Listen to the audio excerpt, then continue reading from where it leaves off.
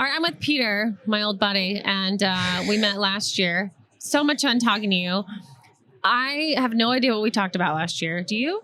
I don't know. It doesn't matter. We talked about a lot of things We literally solved all the world's problems. I feel like that when we were done, I don't even know what we're going to talk about now. That was amazing. But what's happened in the past year for you? Anything good? Yeah. Actually, just recently, my good friend Tom West at Make You Safe, which is right around the corner here, introduced me to a few folks. And Tom said, Pete, I've been watching you make presentations for a while. You need to write a book. And did you do it? No. So he said, here's the publisher. You need to submit, a proposal. So I submitted the proposal and they accepted it. They had 2 really nice reviews and they said, you need to come back to us and tell us if this is 1 book or 2, because you got a lot of stuff. So I've almost made a commitment to write a book. Which is going to be called Beyond Safety. Amazing. Yeah. Congratulations. That is a big deal to even be in that step of the process. Yeah, I guess. That's a huge deal. It's a huge deal. No, it's just a matter of me writing down the stuff that I've been talking about for forever. That's the problem. And getting the stories and getting the personality, if you will, on a page, which, words are a challenging thing. Sometimes to find the right word to express what I'm trying to say, that I can probably say more easily or explain more easily. But so I've written 15 articles, probably 17 total. So I can write a little. It's just putting the book together. That's going to be the challenging part. Well, congratulations that you're even in that spot. I think that is wonderful, really. Thanks. So you're presenting today. What are you presenting on? I'm presenting on leadership gaps and how to fill them. I think the place is falling apart. There is or at the ASSP conference, there's one of those... It's, when you're at like amusement park. It sounds like a dunking booth. And you hit you have the hammer. A dunking booth. And you slam it and the thing goes up in the air. Yes. That's what we have here around the corner. You're in a great spot. You're in a great spot. Yeah. Like tragic. But, okay. So leadership gaps. Yeah. Is it... okay. There's so many ways we could take this. Well, so what does that mean? I'll run it back. I'll run the tape back a little bit. When COVID started, I've been doing leadership training in some form or fashion for, probably 30 years.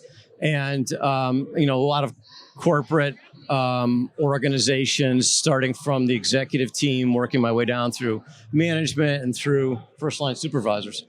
And, I've learned a lot from that. And then when COVID came, I couldn't do that stuff in person. And I had to kind of take a step back and say, am I going to allow myself to be able to do this remotely? Is it, I don't feel like I can have the same impact. And I had to step back and say, Pete, 90 or 80% is okay. You don't have to get to 99 anymore. 80% is okay. Because if you get the critical mass of people in the group and you got some good leaders there, they can make it happen. Right. And so I had to resolve myself to that. And then I had to restructure the whole program around the little bits and bytes that it takes to do something via Zoom or Teams or whatever the medium is.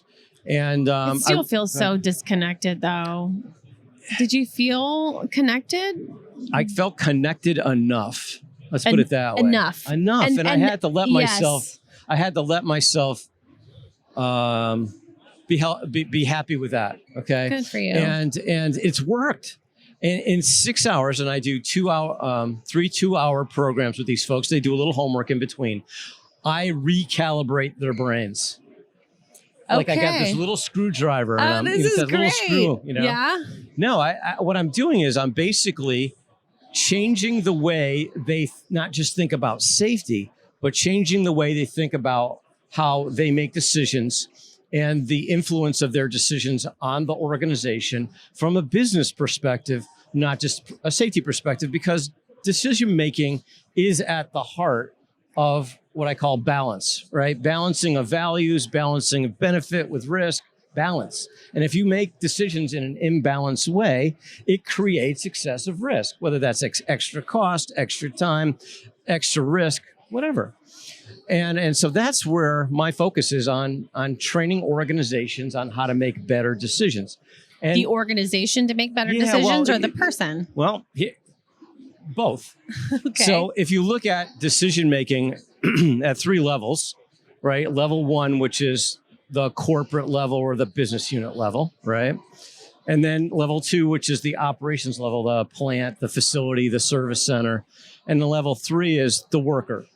Okay. If the organization can make better decisions at level 1, then those decision points don't have to get made at level 2 or level 3.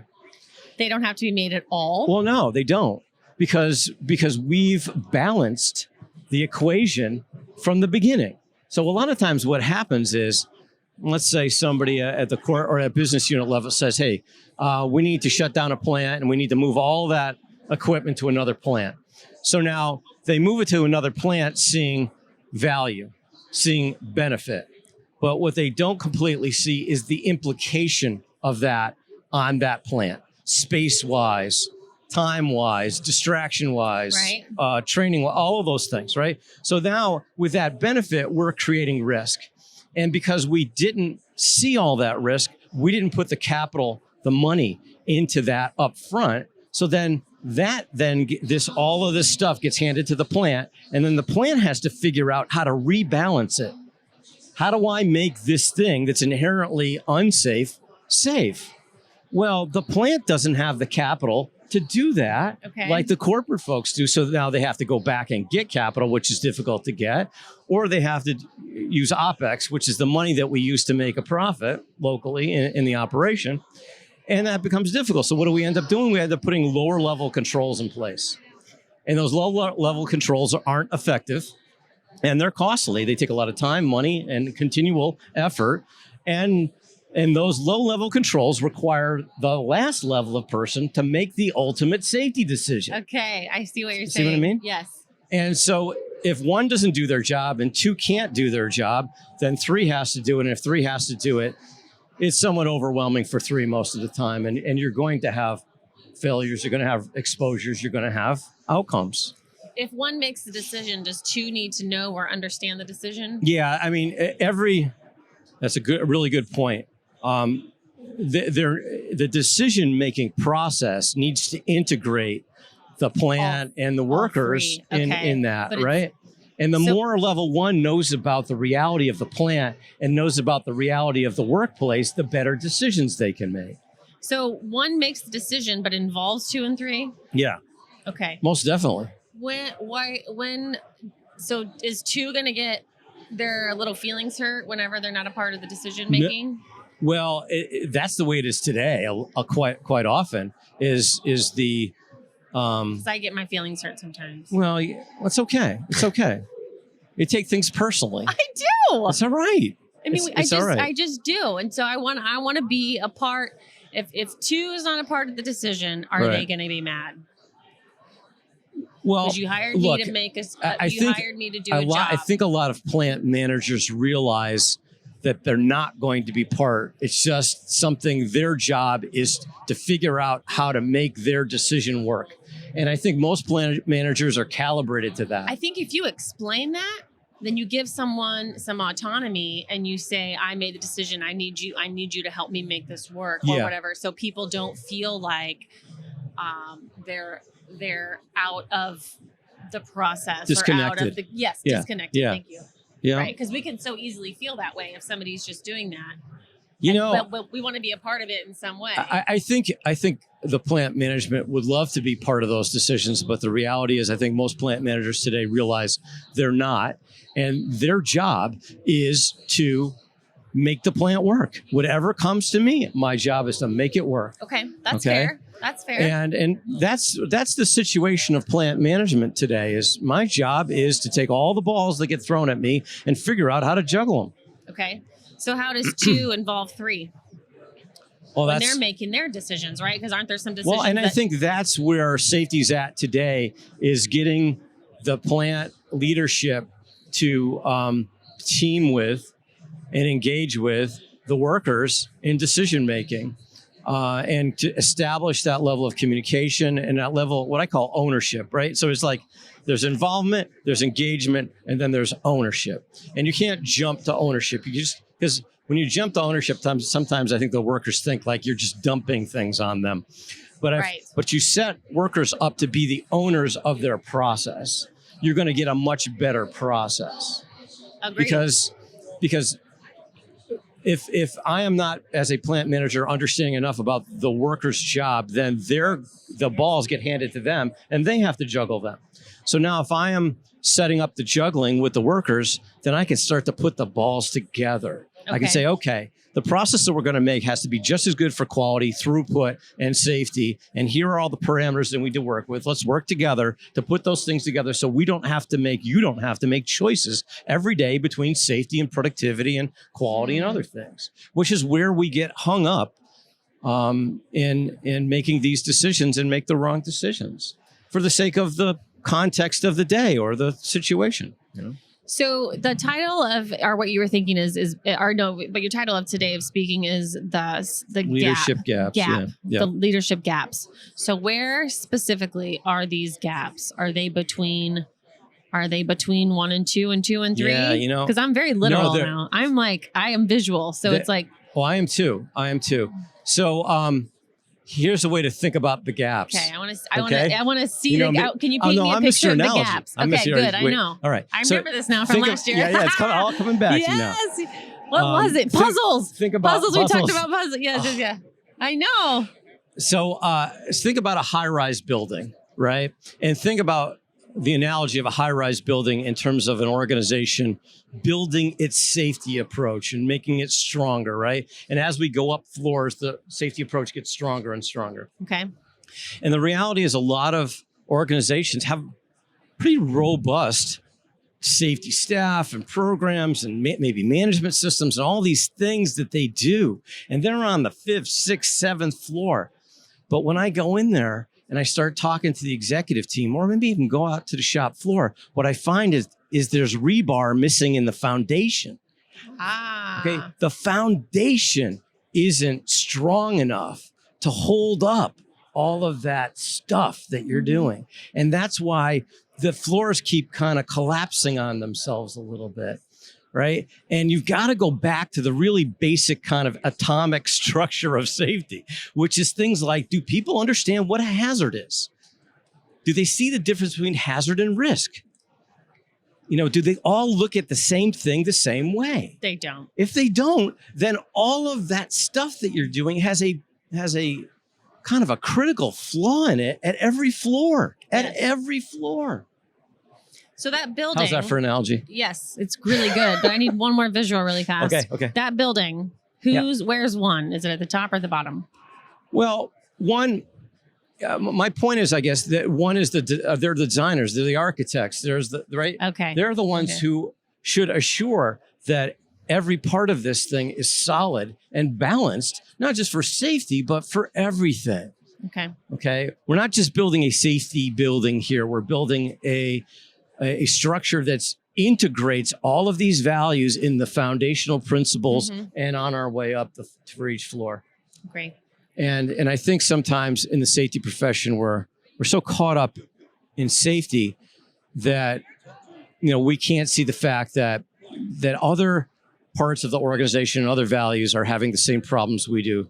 And I think separation in organizations, it's separation to a fault, you know, between the functions and all that. Because the reality is when you step back far enough, the roots of all of the problems are the same. They're the same. They're the same. Exactly. And that's kind of my shtick, you know, is let's take a step way back. Okay, we're getting too focused in on the problem and what we think the problem is. Let's get focused more on agreeing on the reasons, you know. So, you know, what set us up to get us here organizationally? Okay. So what is next for you? Are you going to write this book? I have to. Okay, this is great. Yeah, do you have a mentor? Do I have a mentor? Ooh, that's a really good question. You know, let's go back to the puzzle analogy, right? Okay. It's just like I think I told you last time I'm a puzzle made up of other people's pieces, right? Yes. And so do I have a mentor? I have mentors. Yes. You know, I have a agreed. lot of pieces of me that came from experiences with people, things I learned from people, how to look at things. I learn more from experience than I do from reading. I think I remember telling you, I'm not a good reader. So here I am writing a book, right? I know. Is it right? Remember yes, that? I remember this. Yeah. Yes. And I'm not. I get much more from looking at the environment around me and listening to things. And I'm much more sensorial in terms of learning than I am literal. You know what I mean? Yes. Yeah, I think mentors are so important, especially if I were to write a book, I would have to get a mentor. I mean, it's something is probably in my future, I'm hoping. And, I wouldn't even know the first step. So it's, just a thought. Yeah. So, I'm going to try to write like I talk, which is a mixture of analogies and stories and People, that is so good. And yes. do it in small little bites, like Yes. who ate your cheese, my cheese Yes. kind of thing. That kind of book to me, it's kind of like a coloring book. It's just simplistic kind of, because, I think what happens a lot of times is we throw too much stuff at people and the world throws too much stuff at people and people get overwhelmed by it. And I find, going back to what I'm going to talk about today, the most simplistic things are the ones that people remember. Visual and simple. Yes. Visual and simple. 100%. I read a book recently. The chapters were like 3 pages. Yeah. And it was just these big, bold, bite-sized ideas and thoughts that were really provoking. Yeah. And gave me actionable tools and then moved on to the next one. And I think that's brilliant. Yeah. I think it has to be that way, because my challenge in life is getting people to see what I see in my head, which is taking me a long time to do because I've been seeing these things for a long time, but my inability to express them in a way that other people can see them like I see them, that's been my challenge. So I've had to evolve a methodology to visually storytelling, simplicity. All of those things are the essence of how I get my point across, I wish you all the luck. This is so exciting. I appreciate and it. so the next time I talk to you, it'll be just a whole new I'll be the ball same game. guy. I'll be the same guy. So I'll be on a different base, but the same player. Yes, absolutely. It's so good seeing you again. It's the best. Thank you. Thank you for your time.